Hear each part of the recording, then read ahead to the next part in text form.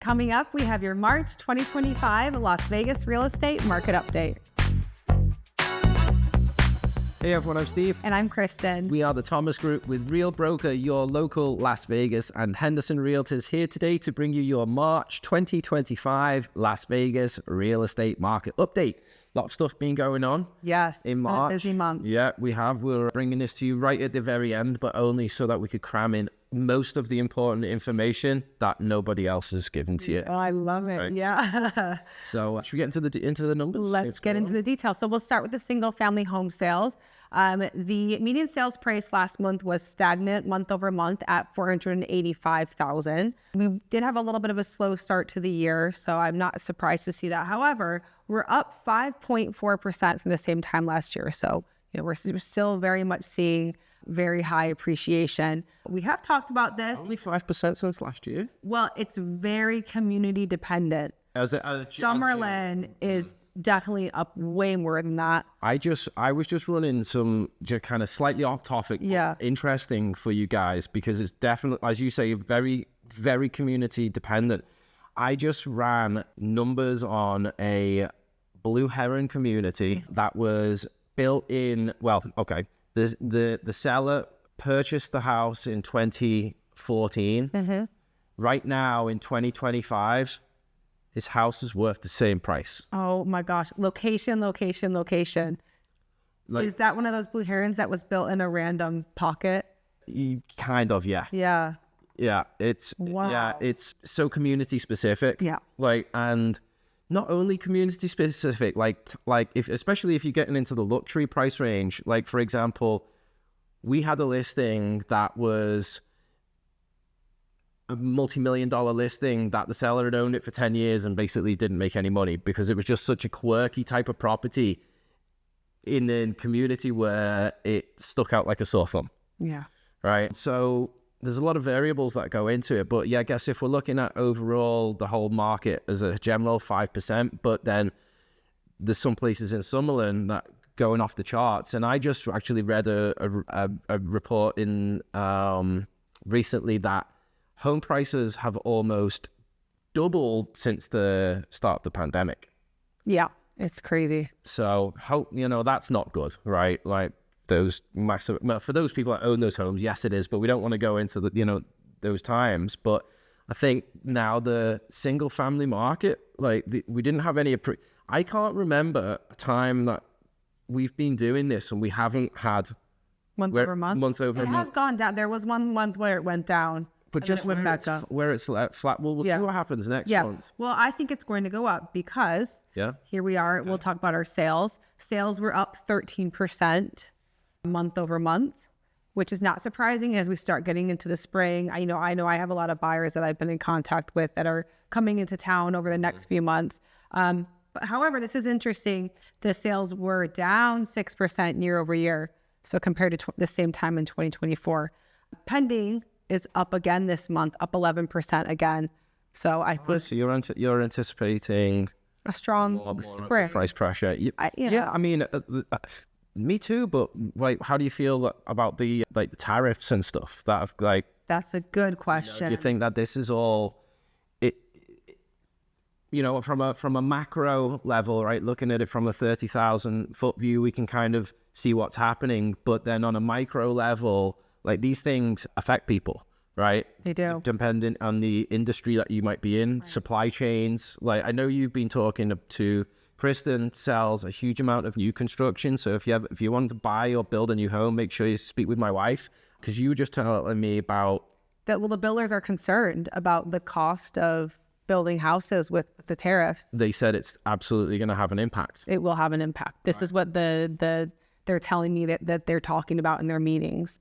So it's something that we need to keep an eye on. I mean, we the thing is with Las Vegas is we do not have enough land. We do to build our homes. We have a very, very big lack of supply. You're going to get into that. Yeah. But just think about that on top of now the increased price of the building materials, potentially less labor. I'm sure all the builders qualify all of their laborers, but there's potentially that's a very good point. Potentially less laborers. I mean, this is all going to put upward price pressure. So it'll be interesting to see. Or is it going to put downwards price pressure on if the economy starts tanking? Yeah, you know what? You're totally right. It could just could go either way.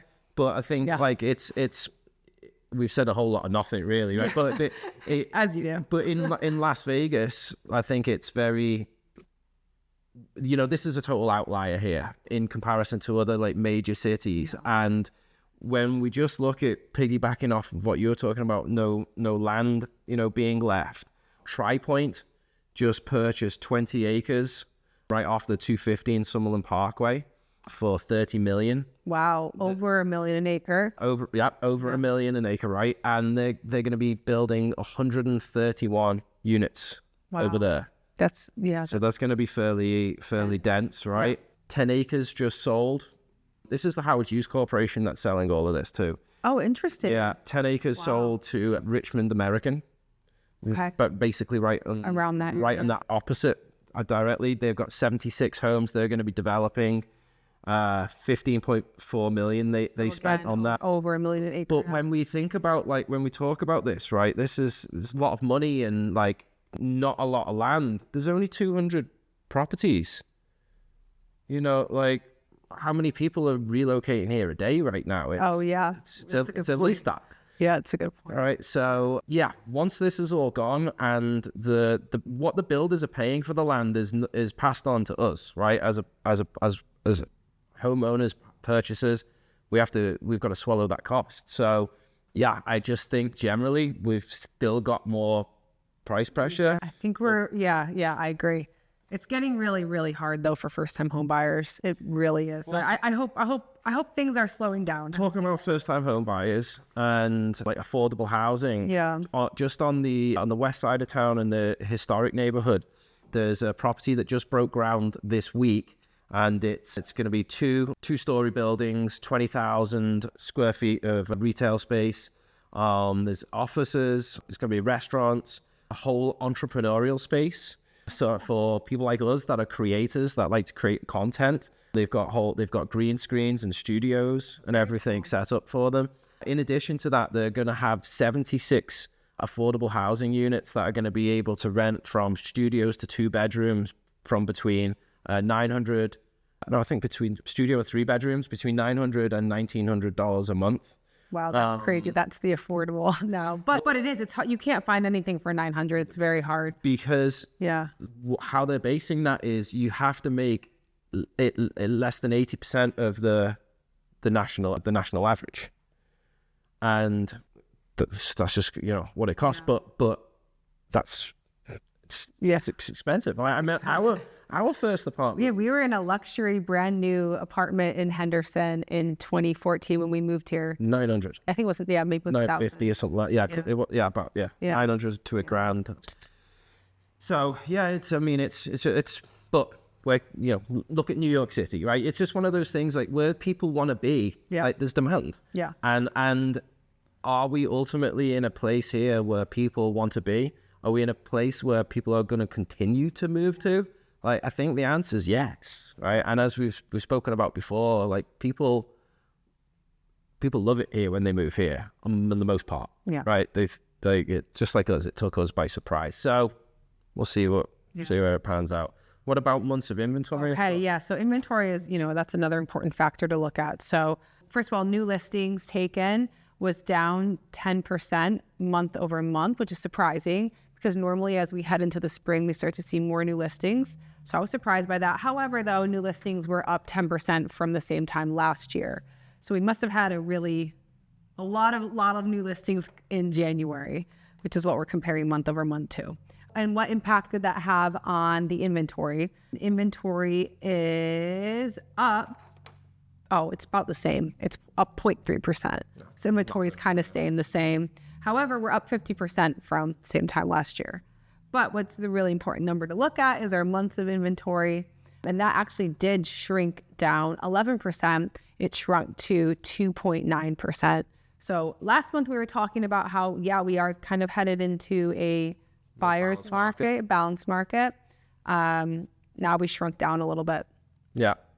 again, neighborhood dependent. Very, very. Because I've had a couple listings and buyers recently that were in the first-time home buyer category, and we were up against multiple offers. So, we weren't getting. There's no seller concessions on that. Yeah. It just depends. Yeah, I'd say if if you're in the market, make sure you're ready to act. You see something you like move fast, because someone else is gonna, if it's like I just ran comps this morning, and I told my client, this is the best priced home I've seen for sale in 12 months. Wow. Nothing even touches it. I'm like, the agent, in my opinion, hadn't priced it on the fact that it has like golf course views and stuff and frontage. I hope they get it.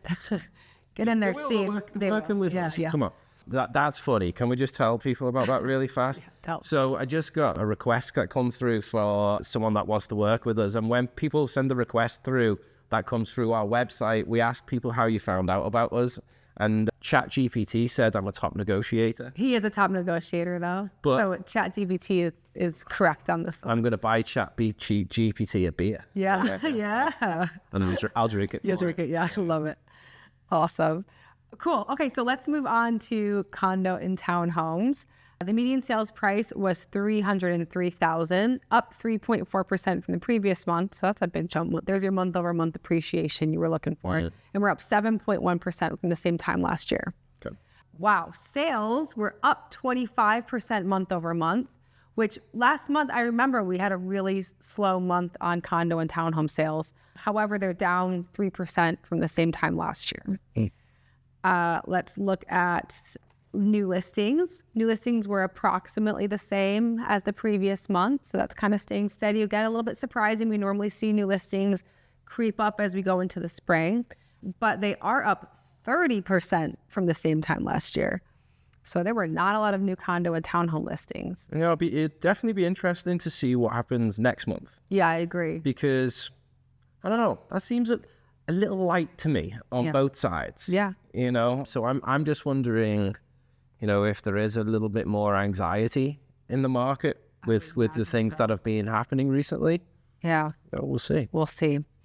Inventory for condo and townhome is moving up 6.8% from the previous month and up, 75% from the same time last year.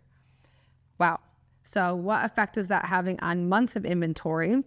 Well, because even though the total inventory was up, the sales were up so much that our months of inventory went down 15%. So we are at 3.9 months of inventory. Wow. Yeah. So even though that supply is increasing, the demand was increasing more. So I think we're heading into springtime, which is always a really hottest time of the year. Yeah. Yeah. Not temperature wise, metaphorically. Yeah, metaphorically speaking. Because, gosh, it does get hot shopping for houses in August. Mm-hmm. Yeah. Get your shopping in now. Help us all out. Yeah.